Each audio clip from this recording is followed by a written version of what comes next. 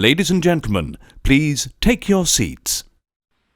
You know, when you're sitting at the heels of greatness, sometimes it just behooves you to shut up and listen. And if you're within the sound of my voice, that must mean you are in the seats with, once more, as always, my name is Dave Voigt, and I'm the host of this podcast, where we sit down with a wide-ranging variety of industry professionals and we pick their brain about current projects, state of the industry, how they got started, and so very much more, in a light and in a conversational fashion. And you know, if you like how we do things around here, I'm going to go out on a limb and assume that you do, because quite frankly, you're listening right now. You can subscribe to the podcast. Hit that subscribe button. Give us the old 5-star rating, basically wherever you get your podcasts. We're over at Apple, Amazon, Spotify, Google, pretty much everywhere. And plus, we archive every single one of our episodes over at our In the Seats YouTube channel. So if you can give us a like and subscribe there as well, we would absolutely appreciate it. Also, don't hesitate to check us out on social media. We're on the Facebook, we're on the Twitter, and we're on the Instagram. You guessed it, we're at In the Seats, for all sorts of fun updates. And finally, and I do dare say most importantly, please pay us a visit over at In the Seats, intheseats.ca, for all the latest and greatest, basically from the moving image at large. Because if we love to watch it and write about it and talk about it, we love it when you come by and read about it and listen about it. So please pay us a visit. On this episode, we got a good one.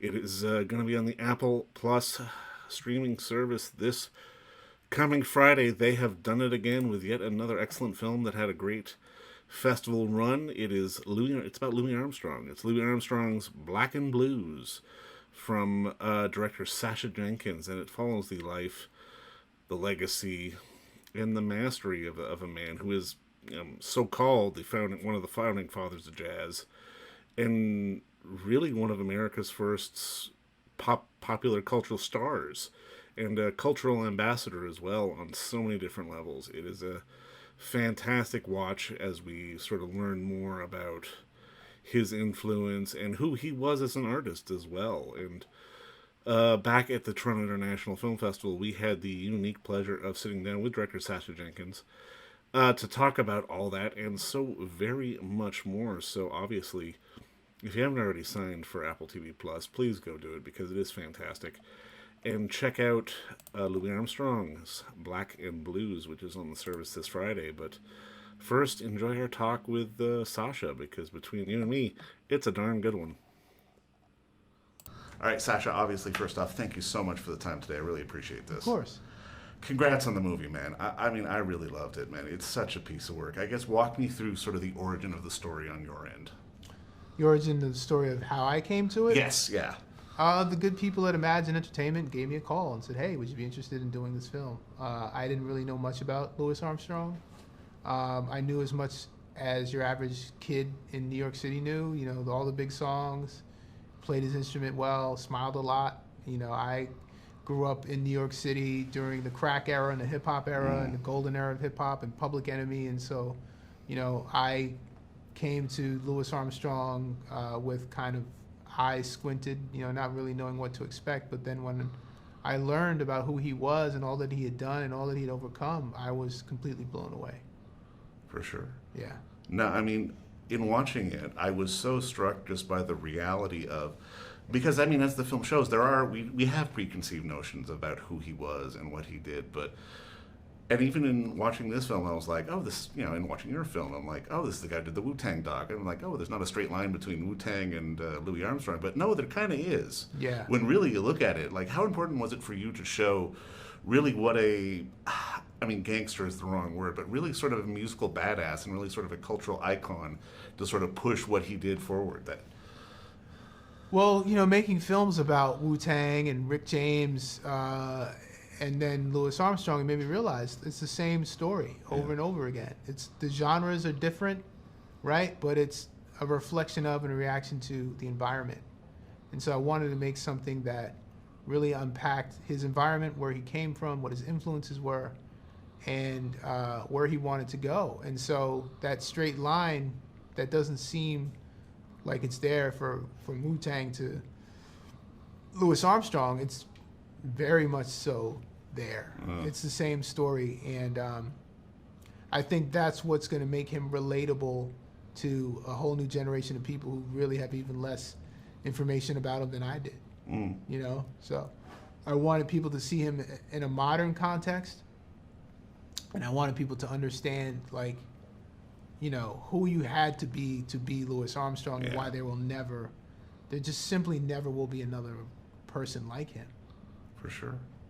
No, I mean, when you're assembling a film like this, and this is something I'm always kind of curious about, but how do you kind of work on the visual narrative that you're looking to put together? Because obviously you're working from archival footage and you've got to find things, and you want the story to go a certain way, but if you don't have the right clip, I've got to imagine you have to have a certain degree of fluidity to it. Right. And I mean, I think back to sort of the Ossie Davis clip from the film, which to me was such a linchpin, and it really allowed us to sort of open up this world even more so. Like, for you, how do you, I guess, stay flexible in the process while you're trying to find everything in the right order that you want it to be? Well, you just never know how it's going to go, especially when you're dealing with archival. But yeah, the Ossie Davis, to me, just crystallized and completely articulated.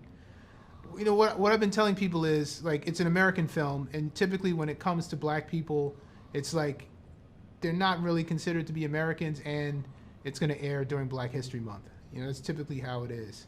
And I think with Armstrong, you see how, in spite of how America treated him and his people, he was still deeply patriotic and was still fighting for the ideals of what America has sold itself to be to the world. You know, we're not this, we're not that, we're about equal rights, when that wasn't the case. So he was really fighting for that in his own way, on his own terms. And I don't know if I answered your question. I feel like I just drifted off somewhere. No, I think you did a little bit, because, I mean, it's one of those things where, as a filmmaker, I'm always kind of curious, because you can't necessarily shoehorn in a clip of something you want to get the story where you need it to go. Right. Like, in the process, like, is there a certain degree of flexibility that you have to have in terms of, you know, wanting to make sure things work? Yeah, I mean, when you were going back to Ossie Davis, when we found that, it's like, oh my God, Yeah. where the hell was this whole time? Like, a lot of these clips just felt like they were made specifically for this film. Right. And it's interesting that no one had done it before. But, you know, I've been telling people that while it's a uniquely American film, there are things in it that are specifically for black people. For instance, you know, white people aren't necessarily up at night wondering whether or not Louis Armstrong was an Uncle Tom, nor is it really their place to do that, right? So we were the ones who were having these issues or these feelings, or were unsure about how we felt.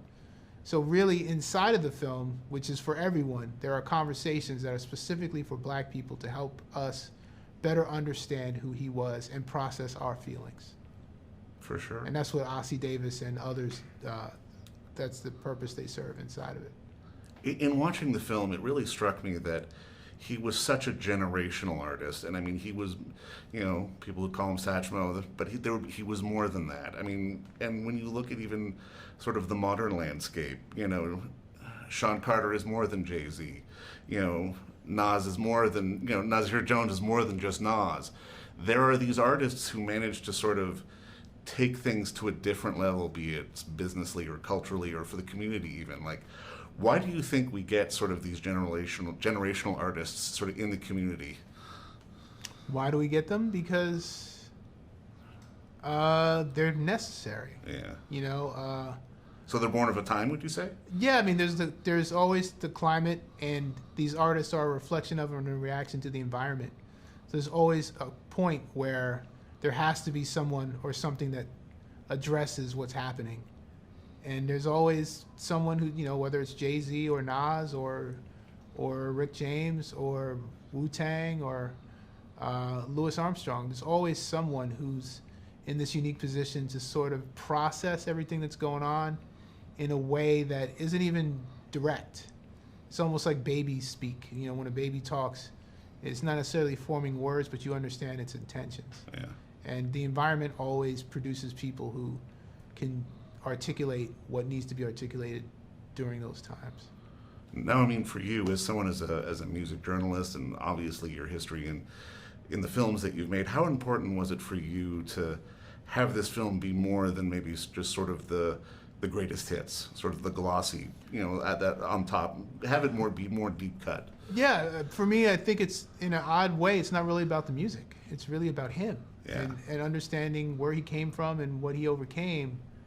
I was telling someone that there was a review that came out that said, the film was a letdown because it didn't really, not that they felt the whole film was a letdown, but felt a shortcoming of the film was it didn't really get into too much musicology, which I believe it got into some musicology. But my position is the music doesn't matter if you don't understand what created the music. And obviously Armstrong himself created the music, but really it's the environment and his life experiences that created the music. So if you can understand the environment and his life experiences, in my opinion, you should be able to understand where the music came from and why it means what it means. Would you say he was, I mean, I don't want to say progenitor, but I mean, was he one of the early guys, do you think, from your perspective, that helped move jazz along to sort of the places where it's at now? I mean, I'm not super jazz guy, but the super jazz guys will tell you that he's the guy. Right. If it wasn't for him. And, people like Marsalis, it took him years to understand that because he had his own preconceived notions on, who Louis Armstrong was. And he said his dad, said, hey, check this stuff out. And that's what opened his mind to who he was. But, even in his own scholarship, he came to understand that, like, this guy is the guy. He's the guy in many regards. For you as a filmmaker, because there's a line in the film that I really loved, just that Louis, especially with all his recordings, basically curated his own life. Mm-hmm. How do you as a filmmaker sort of curate something that in many ways has already been curated? Well, that's why I've been telling people I think Louis made the film. He had such a strong presence, and he left his house to the city of New York, and it's a museum, so you can go to his house. And we shot, lots of B-roll inside of the house, some Super 8 footage, stuff like that. And there's a turntable at the end of the film, April in Paris plays, which is literally the actual physical record. We had the physical record, which was the last thing that he listened to before he died. Wow. Right? So they're reel-to-reel tapes that are in the house. They're his. We figured out how to make them work again, just so you could see them spin, right? We didn't actually play anything, but we pretended like something was playing. So then his actual turntable, we couldn't find the plug, right? It wouldn't turn on. Yeah. So we're like, look, we're going to spin it manually and shoot it. So we have it, right? Do you know that the turntable just started working? Love it. I'm telling you the truth. I believe you. So it's just like, this guy really made the film. I believe in my heart that Louis Armstrong should get a co-director credit because his presence is so powerful and he was there every step of the way. This feels like, just in watching it, that it became very personal for you, just in terms of making it. And I'm kind of curious, as a filmmaker, when you get invested in a subject, how do you ultimately walk away from the subject, or can you even? Well, when we were doing the shooting in his house, I like to joke, like he was really into laxatives, right? Uh-huh. So I got to use his bathroom, right? So I say to myself, he probably appreciated that I, used his bathroom. But after I stopped going to his house, I literally felt something. I felt like it was weird. The energy in his house, not going there anymore, I felt like kind of melancholy, So I feel like this film will be something that will be a part of my life for many years. But I feel very proud to have had the opportunity to tell a story that I didn't know much about, that I found to be fascinating, and I hope lots of other people will feel the same way. For you as a musicologist, as a fan, how do you hope this film holds up and is remembered? Because obviously we live in such a day and age where anybody can pull up their phone, and with the right subscription service, they can pull up any kind of music they want. Yeah. For someone getting into the world of Louis Armstrong for the first time, what is your ultimate hope for them if they see this film? I hope that they understand that he was not your average bear. He was really intelligent. That's, to me, I think the intelligence is really important to understand, because as someone who grew up in the inner city, as someone who grew up with a lot of guys who are like Louis Armstrong, many of us, our intelligence is discounted. And I think, how can you not recognize and understand that this guy was just brilliant? You know, in the face of all that America had to throw at him, he was still patriotic. He was still fighting for the ideals of America. He was saying to America, you guys told me that this is what it's going to be, and this is what I want. I believe in that too, and I'm still going to fight for it regardless of how you treat me and people who look like me. So I hope people understand and recognize that this guy was a real, true American and a true patriot. And as America goes through whatever the hell it's going through now, and people are really confused on what patriotism is and who's a real patriot, look to Louis Armstrong and understand that this guy was a real patriot. Absolutely. Now, I mean, just to put a bow on this, something I loved about this film, and I mean, and your other work as well, is that it felt big. It was cinematic. It felt very important. And I'm kind of curious, from your perspective, what is it about certain musicians that translates so well to the screen when we're telling their stories? Because in watching your film, I got so invested, and I was so wrapped up in the life of the man. Well, to me, if you really know Louis Armstrong, and he says it in the film, he just wanted to live a simple life. Yeah. But even though he might have led a simple life, he just wasn't a simple person. And he has no control over the fact that he's just so gifted and talented and like intelligent. You know, he goes on the television show. You don't see it. He's on a television show doing the interview, and he tells the story of a guy down south who's like a pimp or something, giving him advice. He's Right. like, when you go to, you know, make sure you've got a white man that says, you're my N-word, right? Yeah. And you don't see that Tony Randall of the Odd Couple fame Yeah. is wincing, like, oh my God, I can't believe he's saying this, right? But Yeah. like, he knew exactly what he was doing because, again, he says that the guy wasn't the most elegant guy. The way he told me wasn't elegant. But this is the advice he gave me, right? But was he wrong? No. Yeah. Was he wrong?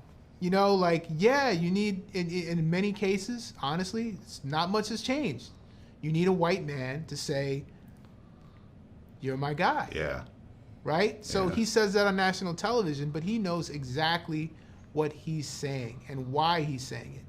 And that level of intelligence, to me, is often discounted when it comes to African American artists. You're absolutely right. But Sacha, this is a hell of a piece of work. Thank you so much for the time today. Yeah, thank you. All right, man.